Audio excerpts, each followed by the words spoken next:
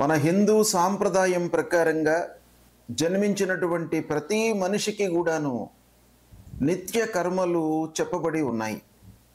ఆ నిత్య కర్మలను మనం చేయడం మూలకంగా మన జీవితాన్ని సుఖమయంగా జరుపుకోవచ్చును, పూర్తి చేయవచ్చును, ఆనందమయంగా జీవితాన్ని గడపవచ్చును అనేటువంటి విషయాన్ని ఋషులు దర్శించి మనకు నిత్య కర్మలు చెప్పినారు.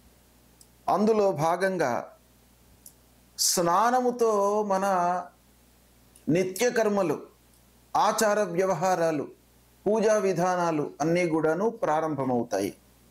కనుక స్నానము, సంధ్యావందనము, దేవతార్చన, ఋషితర్పణము, పితృతర్పణము, వైశ్వదేవము, అతిథి భోజనము అనేటువంటి కర్మలు మనకు ప్రధానంగా చెప్పబడినవి. ఈ కర్మలను ప్రతి వాళ్ళు కూడాను నిత్యము ఆచరించాలి.